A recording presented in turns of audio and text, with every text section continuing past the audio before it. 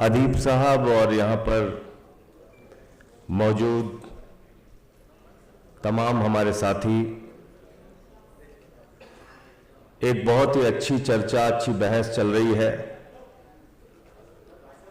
और मैं आभारी हूँ अदीब साहब का कि उन्होंने इस प्रोग्राम के लिए मुझे आमंत्रित किया, मुझे बुलाया, यहाँ पर बोलने का मौका दिया।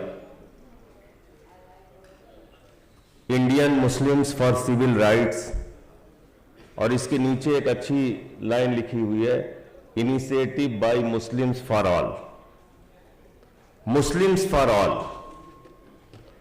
इस देश का मुसलमान सबके लिए, सिर्फ मुसलमान के लिए नहीं, इस देश का मुसलमान हिंदुओं के लिए भी, सिखों के लिए भी, ईसाइयों के लिए भी, दलितों के लिए भी, पिछड़ों के लिए भी, सबके लिए भी, हिंदुस्तान के लिए, लोकतंत्र के लिए, संविधान के लिए। और यही तो ऊपर वाले का पैगाम है। हम क्या कहते हैं खुदा को? रब्बेल आलमीन, पूरे आलम का रब, सिर्फ मुसलमानों का रब नहीं, पूरी दुनिया का रब। और क्या कहते हैं नबी को? हजरत मोहम्मद साहब सल्लल्लाहु अलैहि वसल्लम को क्या कहते हैं? रहमतुल आलमीन, पूरे आलम पर रहमत करने वाला, सिर्फ मुसलमानों पर रहमत करने वाला नहीं। तो जब आपने यहां पे लिखा है कि मुस्लिम्स फॉर ऑल, इसका मतलब कि इस देश का मुसलमान सबके लिए खड़ा होगा, हिंदुस्तान के लिए खड़ा होगा, एक एक आवाज के लिए खड़ा होगा। और सेकुलरिज्म सिर्फ एक शब्द नहीं हो सकता, धर्मनिरपेक्षता सिर्फ एक शब्द नहीं हो सकता। अगर इस देश में आप पैदा हुए हैं तो धर्मनिरपेक्षता जीना सीखना होगा। कैसे धर्मनिरपेक्षता में जिया जाता है? शब्द तो सेकुलरिज्म का आप बोल सकते हैं, पढ़ सकते हैं, बहुत अच्छे अच्छे भाषण दे सकते हैं, लेकिन जो सेकुलरिज्म हमारे कॉन्स्टिट्यूशन में लिखा हुआ है, जब कहते हैं हम हिंदुस्तान एक सेकुलर मुल्क है, ये मुल्क है हिंदुओं के लिए भी, मुसलमानों के लिए भी, सिखों के लिए भी, ईसाइयों के लिए भी, बौद्धों के लिए भी, सबके लिए जब हम सेकुलरिज्म की बात करते हैं तो सेकुलरिज्म वो शब्द है जिसको आपको जीना सीखना होगा, अपने आचरण में लाने का प्रयास करना होगा। खाली बोलने से काम नहीं चलेगा।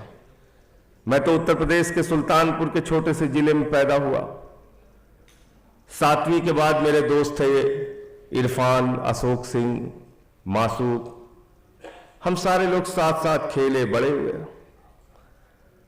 और फिर मैं पढ़ाई के लिए उड़ीसा चला गया, माइनिंग इंजीनियरिंग की पढ़ाई के लिए, वहां से डिप्लोमा किया। और हालात बदले, उस समय 6 दिसंबर 1992 भी हुआ।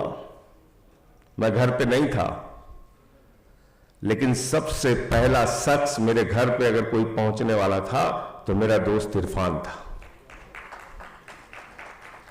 और उसने जाके कहा कि अगर इस घर की तरफ आंख उठा के भी देखा तो मेरी लाश के ऊपर होकर गुजरना पड़ेगा। यह है सेकुलरिज्म जो हमने जिया है। उसको कैंसर की बीमारी हो गई, हम लोग साथ साथ रहे। जब उसकी मृत्यु होने लगी तो उसने अपने कागज पे लिख के दिया, अब संजय सिंह इस घर के बेटे हैं, इनको इसी तरीके से साथ में रखना। तो हमने सेकुलरिज्म को जिया है।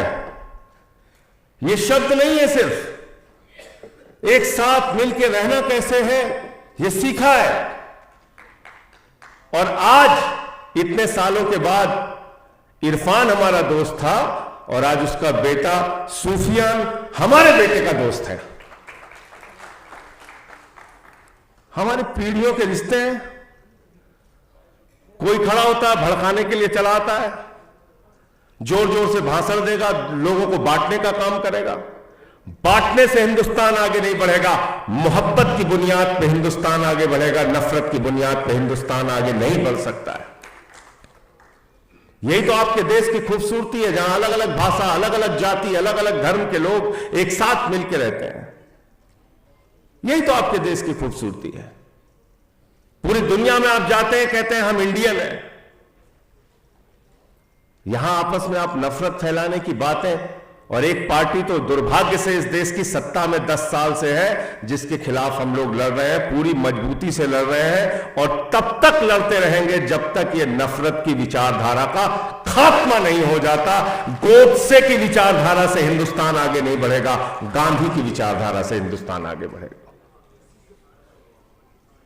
ये बाबा साहब के संविधान को मान के हिंदुस्तान आगे बढ़ेगा। लेकिन आज तो जो सरकार है उसको संविधान से ही प्रॉब्लम है।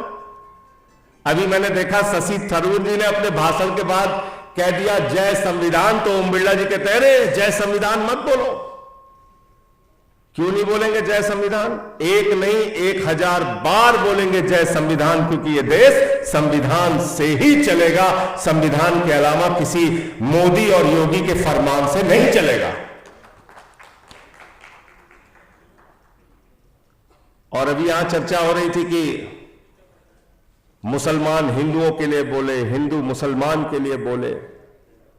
बहुत अच्छी बात है। अदीब साहब आए थे तो मैंने भी ये बात कही थी।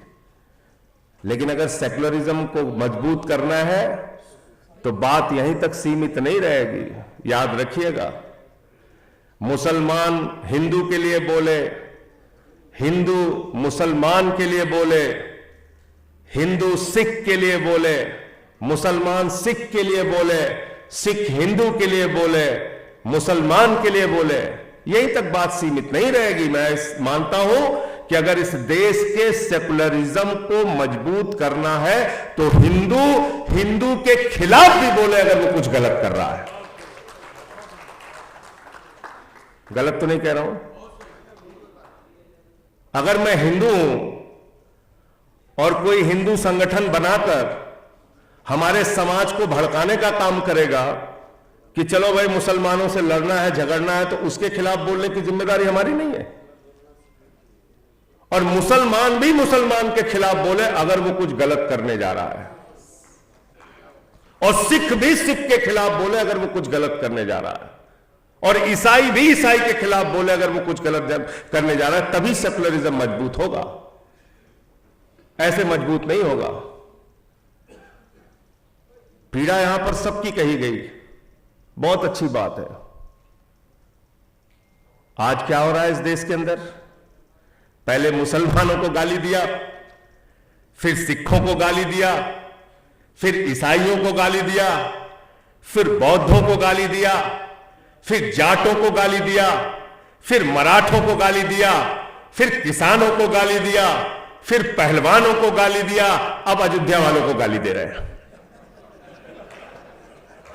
दे रहे नहीं दे रहे बताओ आप? तो ये भारतीय गालीबाज पार्टी है। मैंने तो इसका नाम बदल के भारतीय झगड़ा पार्टी रख दिया। मैंने कहा भैया मोहल्ले में मत बुलाया करो, नहीं झगड़ा करा के चले जाएंगे। किसके सगे हो भाई? अयोध्या में हार गए तो वहां के लोगों को गाली, उत्तर प्रदेश के हिंदुओं को अब गाली दी जा रही है। हजारों करोड़ रुपए अयोध्या के विकास पे खर्चा हो गया, देखिए जाके अयोध्या की हालत क्या हो गई। आप मुझे बताइए कि आप अयोध्या से हार गए तो अयोध्या के लोगों को गाली दे रहे हैं, और वहां पे बुलडोजर चला के, भी बुलडोजर का जिक्र हमारे कश्मीर के साथी कर रहे थे। बुलडोजर चला, बिल्कुल ठीक बात है। जाकर देखिए अयोध्या में, इमरान आते हैं हमारे बगल से प्रतापगढ़ से, अयोध्या में बुलडोजर चला के हजारों मकान तोड़ के जमींदोज कर दिए गए। तो बुलडोजर चल रहा है, मुसलमानों पे चल रहा है, चुपचाप बैठे हो मजा आ रहा है, सिखों पे चल रहा है मजा आ रहा है। ये मत सोचना कि तुम बच जाओगे। नोएडा में त्यागी जी वाला बुलडोजर देखा था कि नहीं आपने? त्यागी जी का चला, फिर पलट के दूसरे वाले पे चला। ये जो राजनीति होती है इसका अंत बहुत खराब होता है। ये अपने को ही सबसे ज्यादा नुकसान पहुंचाने का काम करती है। ये बात हमें समझनी होगी, और इस देश का सेकुलरिज्म मिल के आगे बढ़ेगा। हमारे दोस्त दानिश अली यहां पे बैठे हुए हैं। एक सांसद ने इनके खिलाफ ऊट पटांग बोलने का काम किया। सुबह में आंख खुली, 6 बजे उठा, सबसे पहले इनके पक्ष में आवाज उठाने का काम इनके भाई संजय सिंह ने किया। यह है हिंदुस्तान। ऐसे आगे बढ़ेंगे हम लोग, और कोई बचा नहीं है, बिल्कुल मत सोचिएगा। जो इनके खिलाफ बोलेगा इनके उत्पीड़न का शिकार होगा। मैंने उत्तर प्रदेश में आवाज उठाई, एक दिन में 9 एफआईआर मेरे खिलाफ हुई। कुल 23 मुकदमे उत्तर प्रदेश में मेरे खिलाफ किए। पार्लियामेंट में मैंने आवाज उठाई, मैंने नारा लगा दिया संसद के अंदर, मोदी अडानी भाई भाई देश बेच के खाई मलाई। क्या गलत बोला भाई? एक ही आदमी को हिंदुस्तान की सारी संपत्ति आप देते चले जा रहे हो। उन कंपनियों से आपने इलेक्टोरल बॉन्ड लिया है जिन्होंने आपको चंदा दिया है, और आज देखिए कहीं सड़क टूट रही है, कहीं टर्मिनल टूट रहा है, यही सब चंदा दिए। तो मुझे टारगेट कर लिया इन लोगों ने। जीवन में कभी, मैं चुनौती के साथ कहता हूं, जीवन में कभी एक पैसे की रिश्वत नहीं ली, बेईमानी नहीं किया, इसीलिए आंख में आंख मिलाकर इस सरकार के खिलाफ लड़ पाता हूं। बावजूद इसके इन्होंने मुझे ईडी के जरिए जेल में भेज दिया, 6 महीने जेल में रखा, 6 महीने जेल में रखा। इसलिए किसी के सगे नहीं है, गलतफहमी में किसी को नहीं रहना चाहिए। न मुसलमान, न सिख, न ईसाई, न हिंदू, किसी के सगे नहीं है। जो इनके खिलाफ बोलेगा वो जेल में रहेगा। कभी संजय रावत जेल में रहेंगे, कभी अनिल देशमुख जेल में रहेंगे, कभी हेमंत सोरेन जेल में रहेंगे, कभी ममता बनर्जी के मंत्री जेल में रहेंगे, कभी अरविंद केजरीवाल जेल में रहेंगे, मनीष सिसोदिया जेल में रहेंगे, सत्येंद्र जैन जेल में रहेंगे। मुझे जेल में रखा, लड़ रहे इसीलिए तो रखा। लेकिन मैं अपनी बात का अंत इसी बात से करना चाहता हूं कि इस देश के सेकुलरिज्म को बचाने के लिए, मोहब्बत की बुनियाद पे हिंदुस्तान को बनाने के लिए जो कुछ भी कुर्बानी देनी पड़ेगी उसके लिए तैयार है। 6 महीने नहीं, पूरी जिंदगी अगर जेल में रहना पड़ेगा तो रहेंगे, लेकिन सच के लिए लड़ेंगे, इंसाफ के लिए लड़ेंगे, सेकुलरिज्म के लिए लड़ेंगे, कॉन्स्टिट्यूशन के लिए लड़ेंगे। बहुत बहुत शुक्रिया, बहुत बहुत धन्यवाद, आपने मुझे यहां बुलाया और अपनी बात कहने का मौका दिया।